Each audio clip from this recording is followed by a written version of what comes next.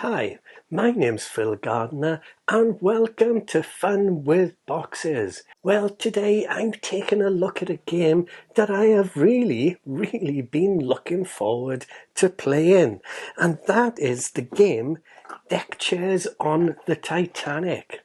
There you go. And this is a game from Birch Games that is for 2 to 4 players and will take you around 15 to 30 minutes to play. So quite a quick little game actually. Perhaps a game you could even play in your lunch break if you were so inclined. Now, Deckchairs on the Titanic is designed by Holness, and we were super lucky to bump into him at Aircon last year, one of the different Aircons. And I believe it was the Aircon held at Telford. If memory serves me right, yes, I do believe it was. And what a great convention that was, of course. And Aircon in Harrogate, indeed, Aircon number 10 is due to happen now in a couple of weeks' time. So how quickly time flies by. Well, when we met Tom, he kindly took us through how the game works, but not only that, he very kindly gave us a copy of the game for us to cover on the channel. So just for you to be aware of that, Tom was very kind to give us a copy of the game. Well, what is Deckchairs on the Titanic all about, you may well ask? Well, I shall tell you. Well, the year is 1912 and the unsinkable Titanic is setting sail on her maiden voyage across the Atlantic. And you have the coveted position of being a deckchair attendant on the first class promenade. And to earn tips, you must reserve deckchairs for passengers in their favourite spots on the promenade. Keep in rearranging your deckchairs even as the ship rocks from side to side and a pesky block of ice skids around the deck. So what you need to do is you need to make sure that your coloured deckchairs are in the positions that the passengers want. And if you manage to do this, then you are going to get lots of tips and earn lots of money, or victory points as they would be in this game. Okay, so that's what the game is about. Let's take a Fun with Boxes look at what you get inside the game, and then we can take a look at how you set up and how you play a marvellous game of Deckchairs on the Titanic.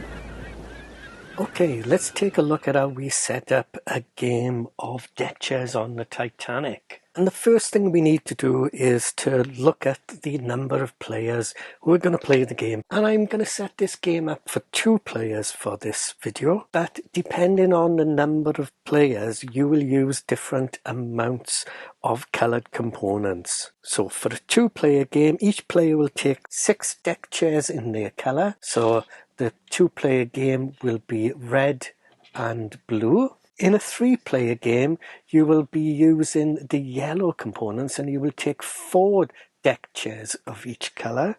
And in a 4-player game, you will be using all the different colours, but you will only be using 3 deckchairs per player. Each player will have 2 meeples and also a pound token there to keep track of scoring. One of the meeples will be used to count actions, and the other meeple will be used as the deckchair attendant.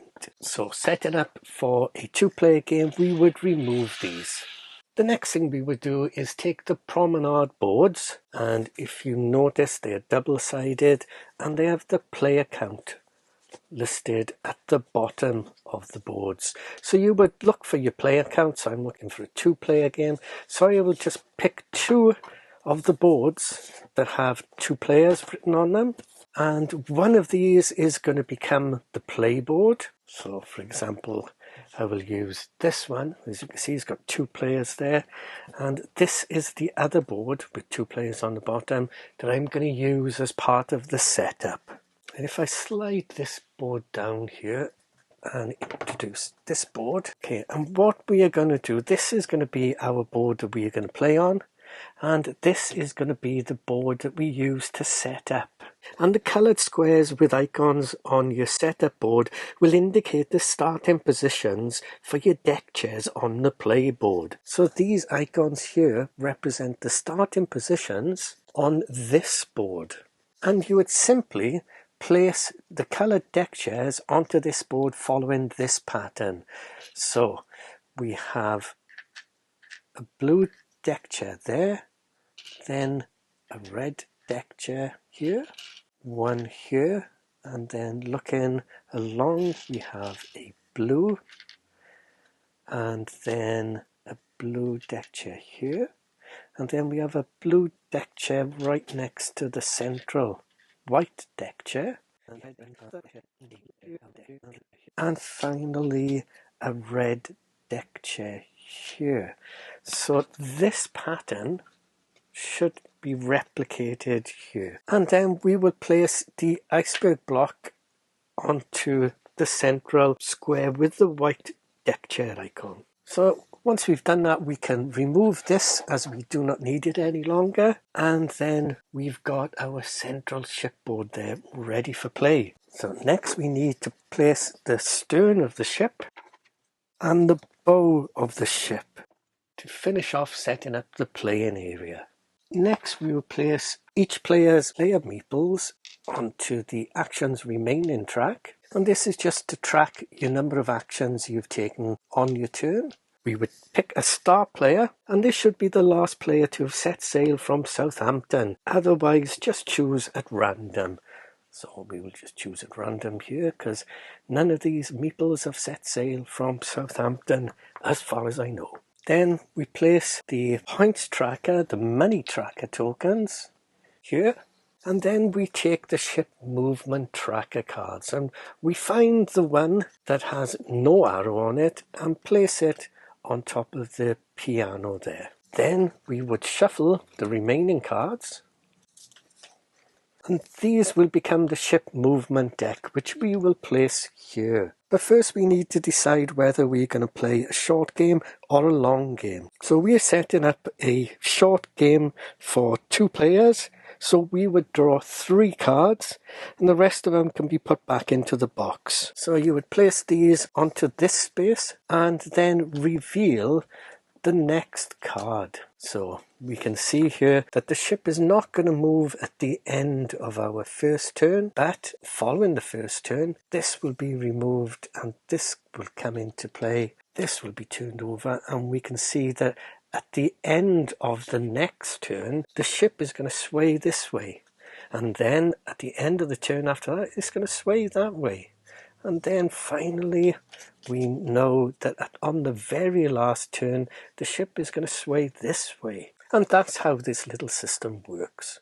Now each player will keep their remaining little meeple, and these will be the deck chair attendants in the game. And with that, setup is complete and we are now ready to play. Okay, playing the game. Each round, each player takes a set number of actions.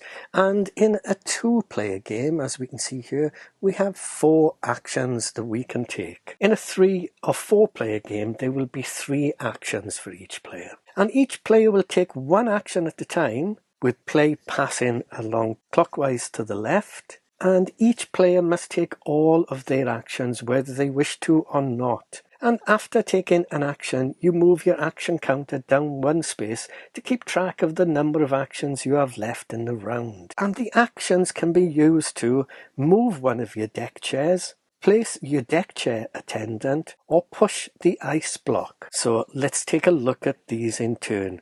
So move one of your deck chairs. Now you can move one of your deck chairs 1 square up, down, left or right into an empty square, or a square with your deck chair attendant in it. You cannot move them diagonally. So for example, I am red. I will use my first action to move my red deck chair onto this red space. So you can see I've moved it. You can only move orthogonally. You cannot move these diagonally. Then perhaps my opponent may use an action and move one of their deck chairs like that. Now, place your deck chair attendant. Now, what I can do is use an action and place my deck chair attendant onto a square, and this can be onto one of our deck chair squares, or indeed onto an empty square. But you can never, if I just move the ice token for now, but you can never place your deck chair attendant into the center square. So it could be, just for ease of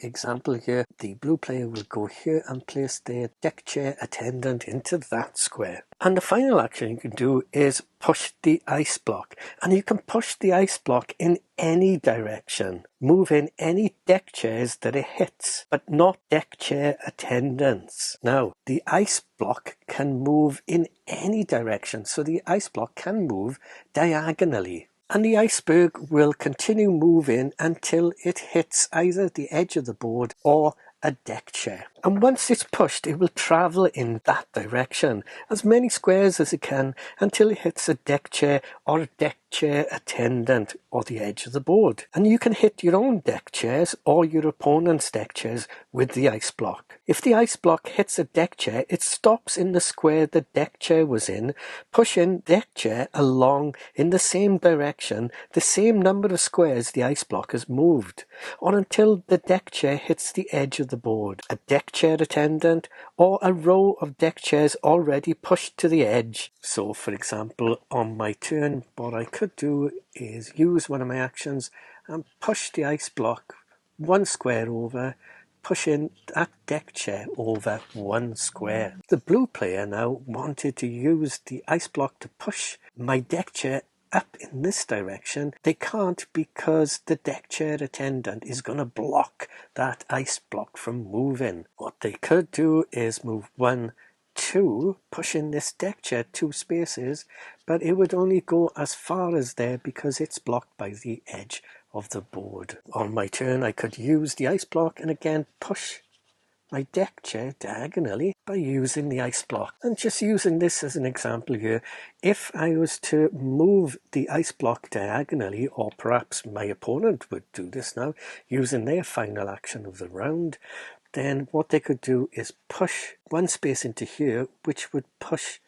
both of these deck chairs along one space, and everything is moved dependent on the number of spaces the ice block has moved. I'd just like to go through one additional thing concerning the ice block movement. Now, as I said earlier, any deck chairs that the iceberg connects with, they will move a number of squares based on the number of squares the ice block has moved. So in this example I have set up here, if the ice block moves 1, 2 spaces, then it will push this red deck chair 2 spaces in that direction. However, the deck chair will hit and stop when it hits the blue deck chair. Now, the momentum of the ice block will continue to push that blue chair 2 spaces because the ice block moved 2 spaces. So this would push the deck chair 2 spaces onwards. So that's something to be mindful of. When the ice block is moved, momentum is conserved. So if the ice block moves 1 square, then deck chairs will move 1 square.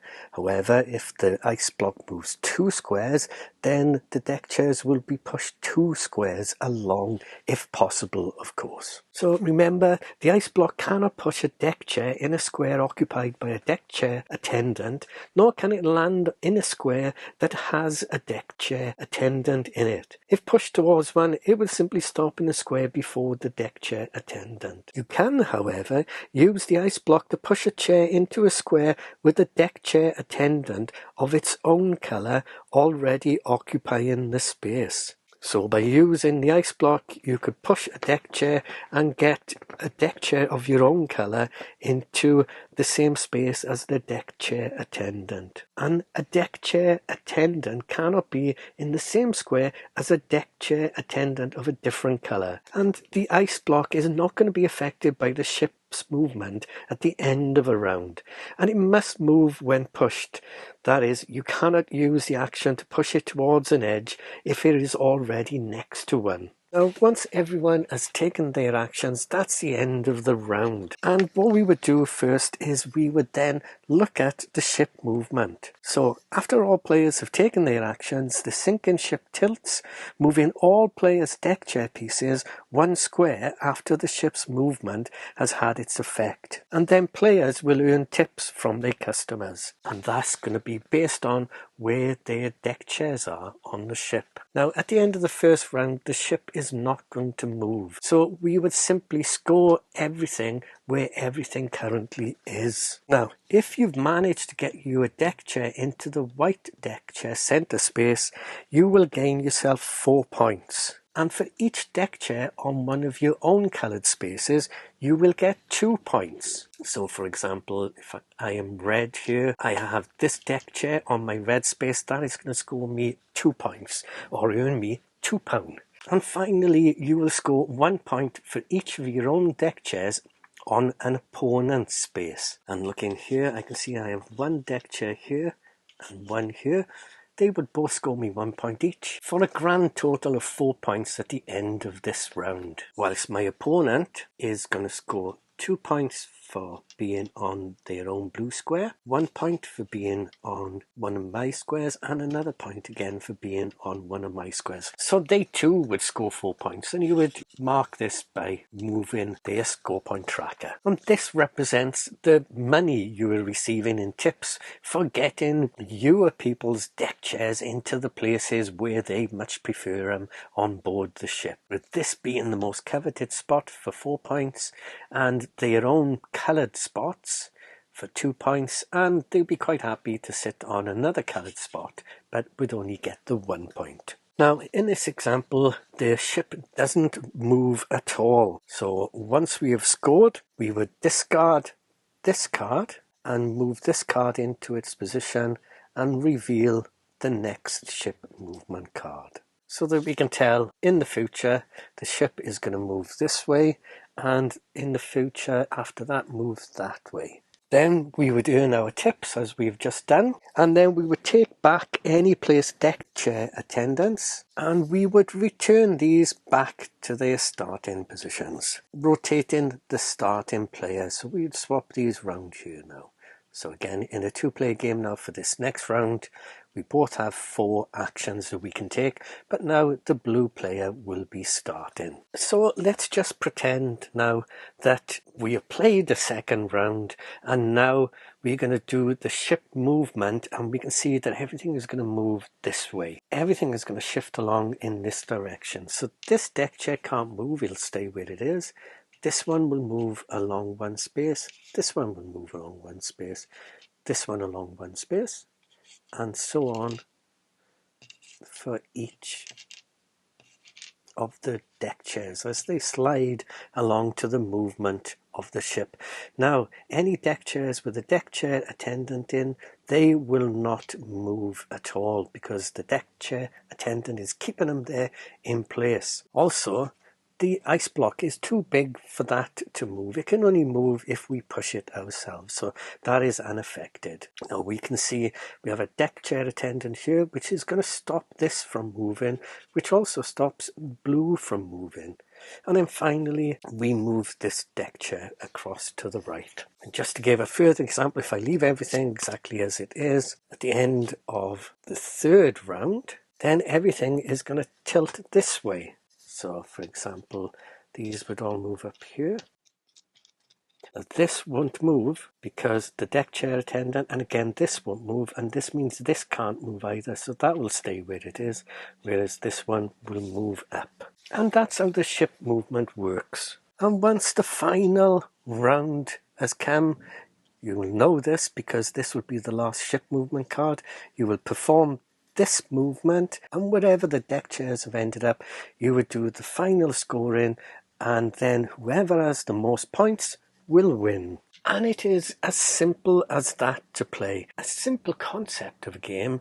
However, when you start playing it, Oh my goodness, what fun and what trickery you are going to have using the ice block to slide and push your opponent's deck chairs around, all the time moving your deck chairs, or perhaps placing your deck chair attendants to stop a piece moving, whilst taking into account the direction that everything is going to go once you've all taken your actions.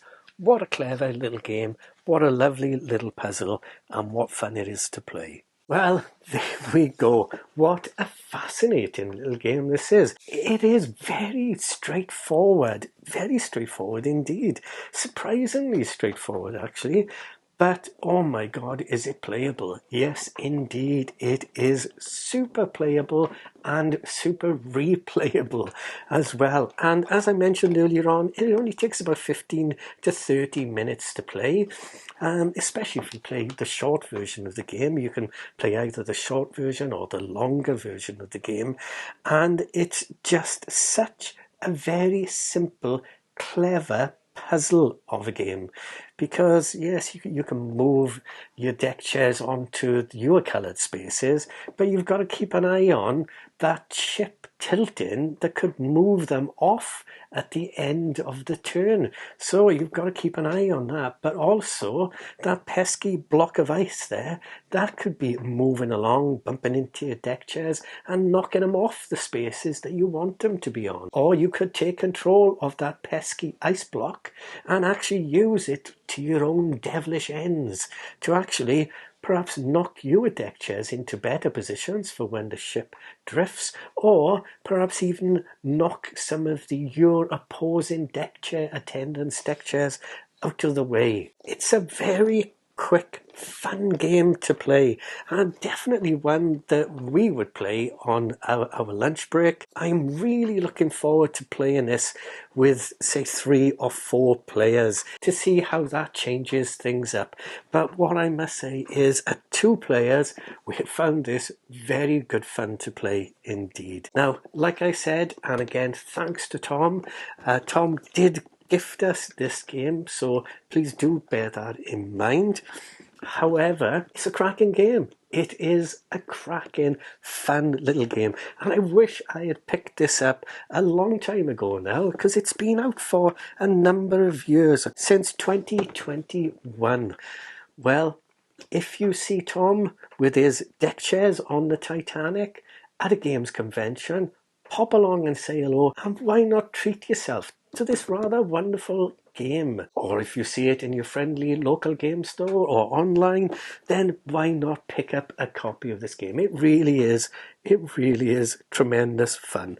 All aboard for a quick tactical tussle, and that's exactly what it is, a tactical tussle on the Titanic. Oof. And I must admit, a big Fun with Boxes thumbs up from me for Deckchairs on the Titanic. Well, I do hope you enjoyed taking a little look at this with me. If you did, please consider hitting the old like button and also hitting that subscribe button too, if you would be so kind, because that would really help to grow the channel, and I would be so grateful if you were to do that. And in the meantime, as always, thanks so much for watching. Please do take care, and bye for now.